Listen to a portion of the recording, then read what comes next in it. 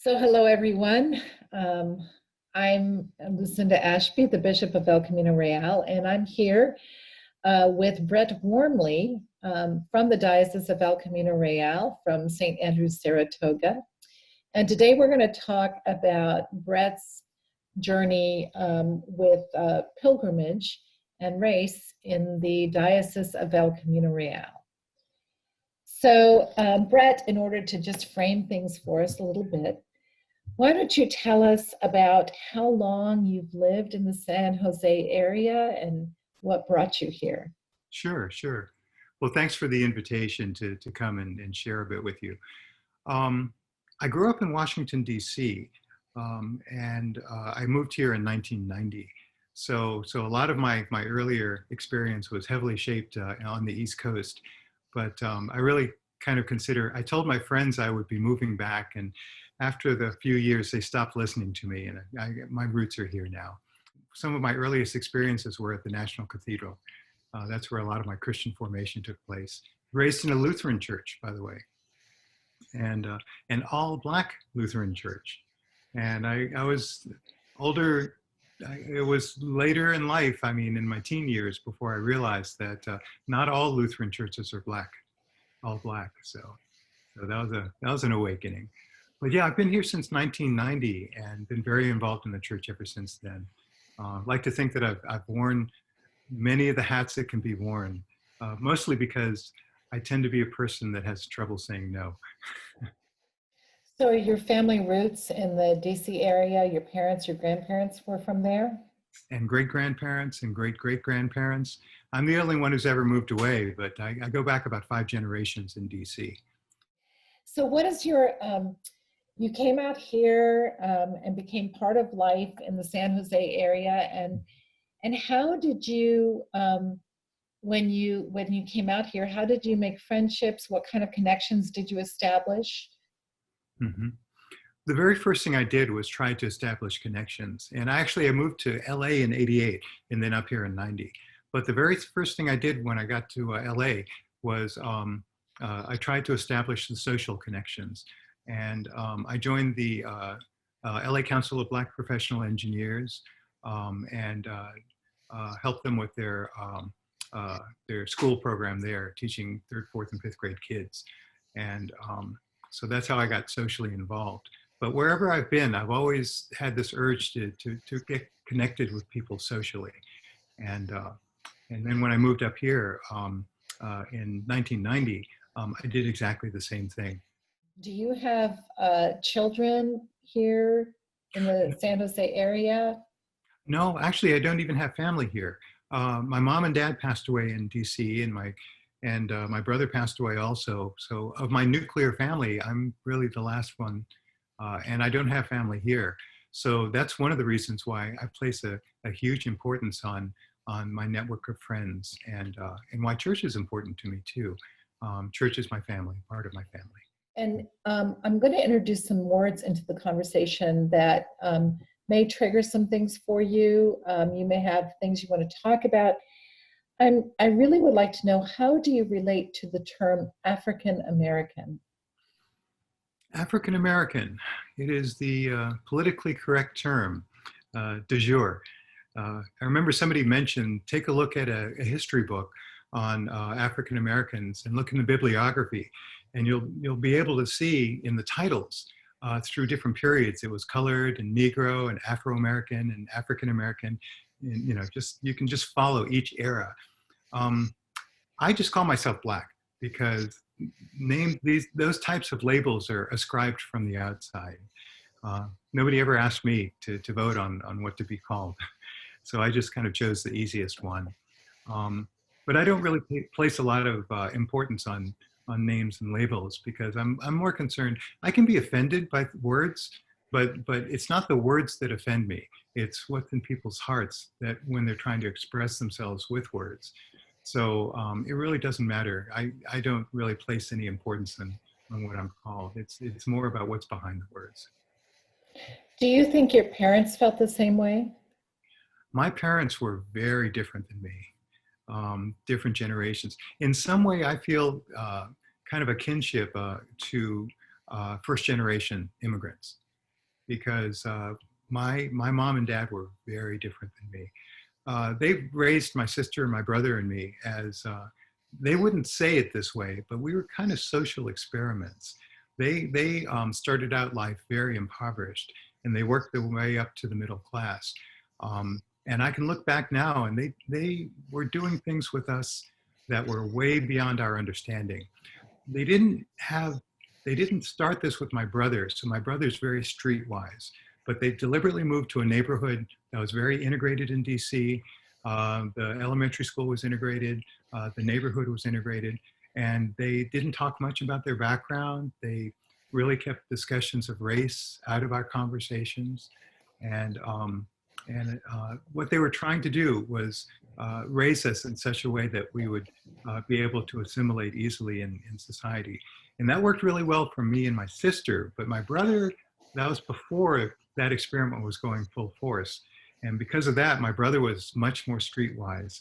As a matter of fact, he was a police officer, and he was close enough to the streets that before he actually was assigned a badge, they grabbed him and put him on the street as an undercover narcotics officer.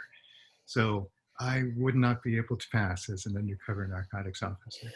So we were very different. But I slowly learned about my parents. They were activists. They just didn't involve us in that. They were in the March on Washington when I was maybe 5 years old. And I scolded them when I found out 10 years later, because I said, why didn't you take me? I wouldn't have remembered much, but I would have treasured what memories I had. And they just calmly said, we didn't know if it was going to be peaceful or not. And so I could understand that. After I was out of college and I got my first job and I got a couple of paychecks, and I wanted to take my family out for a nice dinner. So we went to a Moroccan restaurant in DC, and my intention was to pay for the entire meal. And so I had kind of a wad of cash with me, and it was a great meal. But then at the end of the meal, the check came, and it was a little bit more than I actually had in my pocket. And before I could even pull out a credit card, my dad pulled out cash and paid for the whole thing, and then I paid him back afterwards. But I didn't realize the significance of that for years after that. Because, for instance, if he, in his youth, had gone to a restaurant and at the end of the meal hadn't been able to pay for the meal, that would have ended him up in jail and maybe worse. So whenever he went out to dinner with friends, even if it's people he knew, it was probably a good idea just to be on the safe side, to make sure you have enough cash to cover it in case anything goes wrong. He grew up in a very different world that I'm aware of. My maternal grandfather lived with us during the last years of his life. And he kept all of his cash under we didn't know about it, but he kept all of his savings under his mattress. And I thought, oh, he just didn't trust the banks. And now I realize, no, probably the banks didn't allow him to have an account. There's all kinds of subtleties that I wasn't aware of at the time. He kept a gun under his mattress for protection. The bits and pieces that I know about my grandfather lead me to believe that I did not really know my grandfather very well. I want to go back to the question of assimilation. When did you become aware that that was, in essence, the plan for you?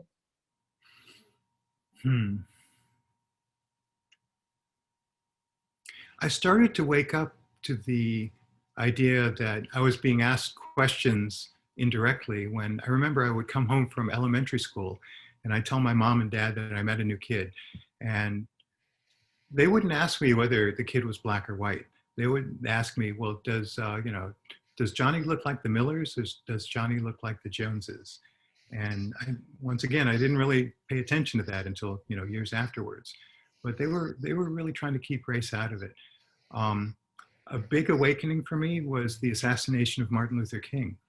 I was very unaware of what was going on at the time, but I remember the day when it was actually the day after the assassination. We were in school, and school stopped halfway through the school day. And we were just told by our instructors, we said, your parents are coming to pick you up. That's all we were told. And then my family and another family, a white family, we were carpooling together.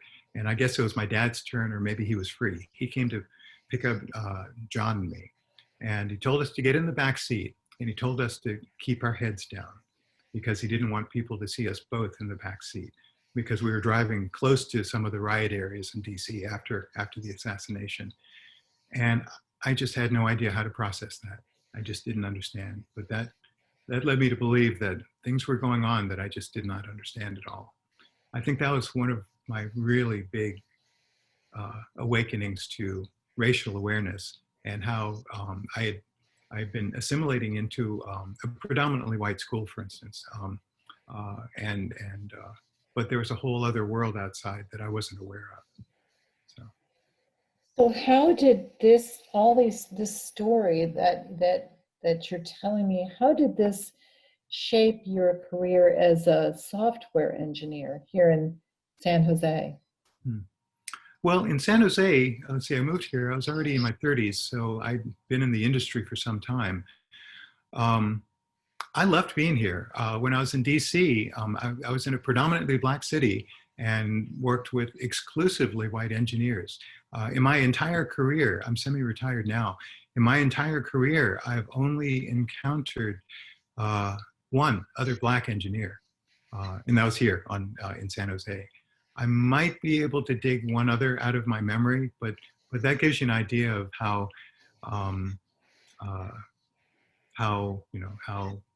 very few Black engineers there are out there. But coming here, I really enjoyed coming here because I worked for an Indian company. So there's a lot of diversity, not a lot of people that look like me, but definitely a lot of variety. And I found a lot more diversity in the engineering companies out here. And I even take advantage of that sometimes.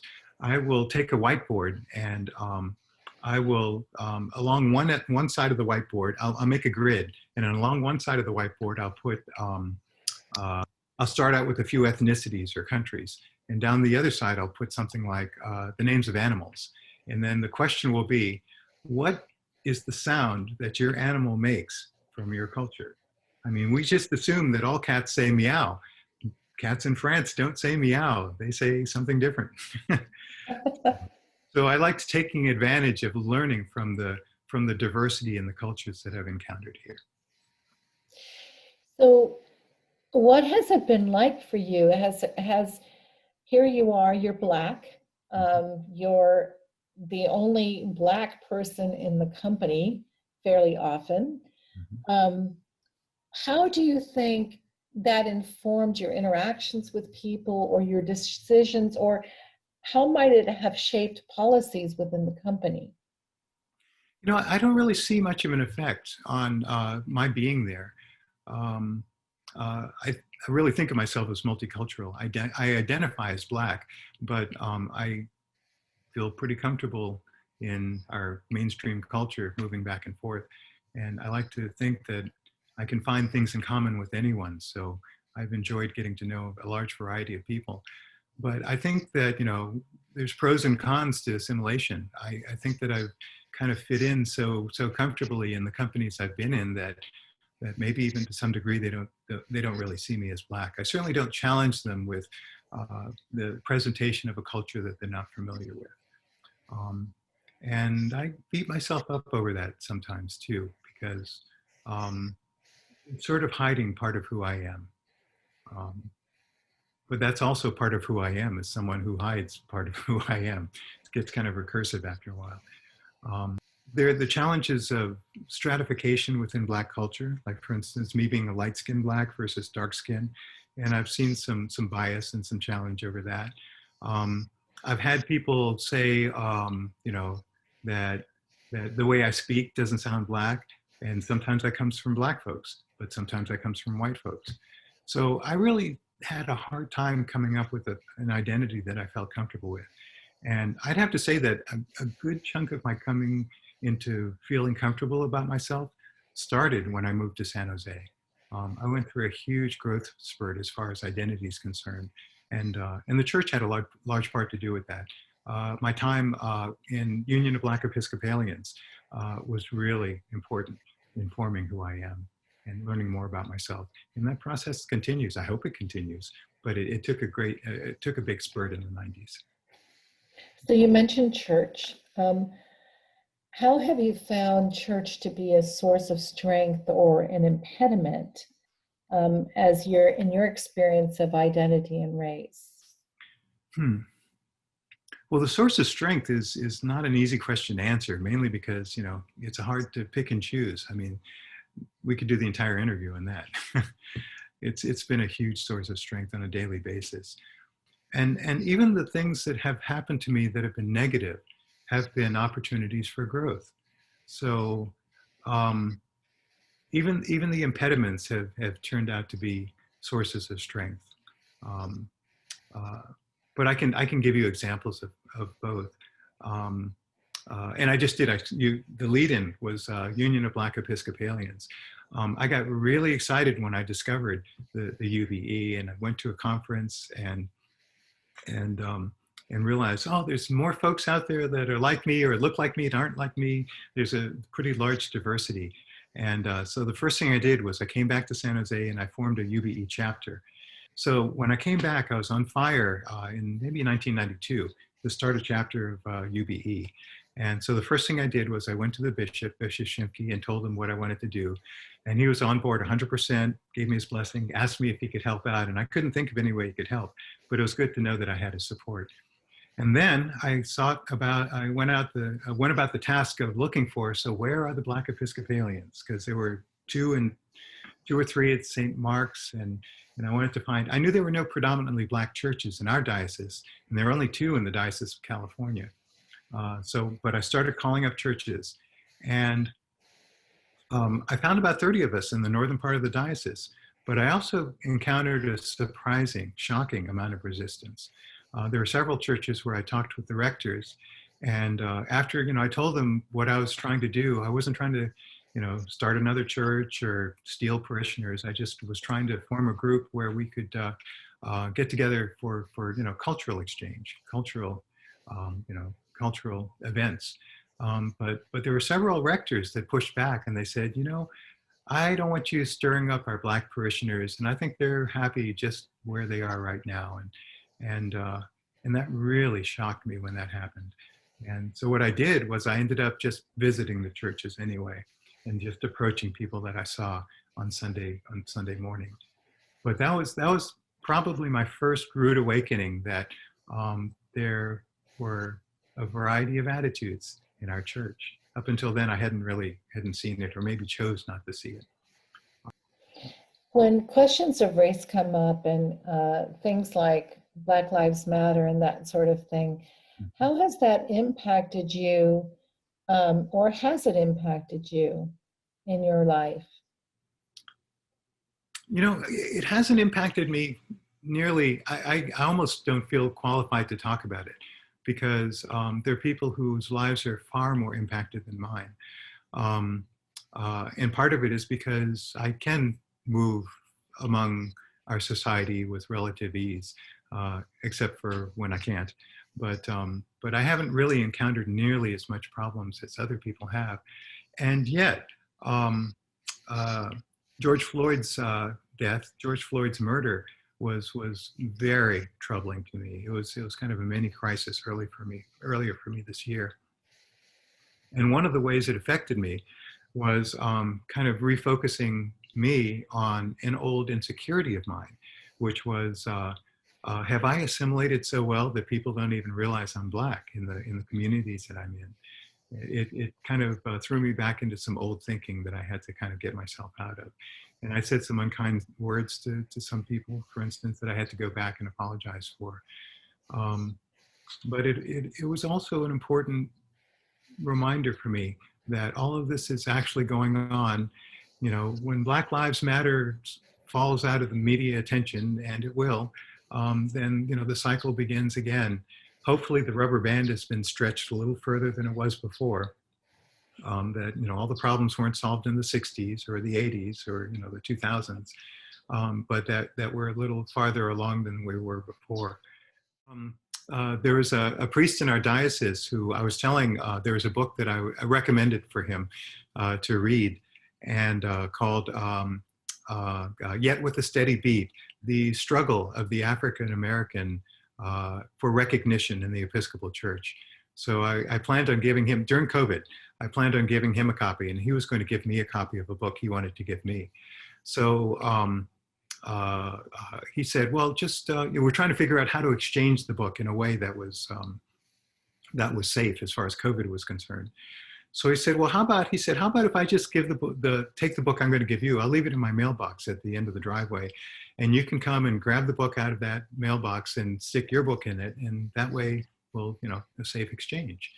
And I was a little uneasy, but I said yes. But then after I sat with that uneasiness to find out why, I contacted him again, and I said, a Black man going into a white neighborhood, fishing around in a mailbox, doesn't look good. The chances that something would come of that are slim, but they're not zero. And I would feel probably more comfortable if I just maybe mail you the book, and that way there's zero chance of anything happening. And by the way, technically speaking, it is illegal for me to take something out of a mailbox. But I felt bad about even saying that to him because, because of experiences, the worst case scenario does come up. It's in my mind. And I do live with this on a daily basis. There was an article in the San Jose Mercury News recently where a Black man, tried to cash a check at the bank in which, cash his paycheck, and he was refused and the police were called. And that might have seemed like an outrageous story to some, but it wasn't a paycheck, but the same thing happened to me when I was trying to cash another check, except for the police involvement. There are a lot of microaggressions that happen that, I forgot about that. There's one. There's a microaggression, yes. And part of me just wants to bury it. I think it's part of being a guy too. Part of me just wants to bury it. But for some Black folks in some neighborhoods, there aren't microaggressions, they're aggressions. And it's not possible to bury it. So I'm not trying to equate, the minor things that I go through with other real issues that other people have. So. Have you ever been afraid because you're Black? Yeah, I have. And it's shaped my behavior. I have been afraid sometimes, but I'm not afraid in maybe some ways that other people. My brother was a police officer, so I have a different perspective on police than some people do. Sure, there's some bad cops out there, but I know the good that can come out of the police community, and I also know the challenges that they face. So fear of the police is not one of my issues under most circumstances. But there are other areas where I walk gingerly. Did you ever ask your parents why they raised you so differently? Did that question ever come up? It did. And, pretty much what they said ended the discussion. They just wanted the best for their children. That was their guiding goal. They just wanted us to have a better life than they had. My mom would say that when she was a young woman, in the 40s, if she went into a department store and tried on a hat, she would have to buy that hat because it was considered no longer able to be sold any longer. It was a soiled hat. I wanted to find out more about their life because you want to find out when you're standing on somebody's shoulders, you want to find out more about the shoulders you're standing on. So. Is there anything in Scripture that helps to guide or inform you in the way that you live your life? One of my favorite verses is all things work together for good for those who love God and are called according to his purpose. Or something close to that. Depends on the translation. That's always been a guiding principle, and that is no matter what the adversity is, that God's going to pull something good out of that. One of the things I do is I mentor people at the jail through their addiction program. So I work with some of the folks down there in the jail for jail ministry. And there's one guy I'm working with. I've been working with him closely for the last 10 months or so. And he is as far on the political spectrum for me as possible. I mean, as far as possible, the kind of person that most people would be running away from in the opposite direction. But we were able to put that aside and just focus on what it was that brought us together. But one thing in working with him in particular that I came to realize was that he's come to his point of view based on his life experiences all the way up to now. And I've come to my point of view based on my life experiences all the way to right now. But it's my firm belief that God put us both together for some purpose where we were supposed to learn from each other. And I shared that with him too. And that not only allows us to tolerate each other, but to actually look into each other's lives and learn from it. And I think that's a principle that I pulled out of scripture too, although I can't maybe cite a particular verse. So. Thank you, Brett. This has been just an amazing conversation, and I really appreciate the time that you've spent and your candor and your vulnerability. It's just an incredible gift.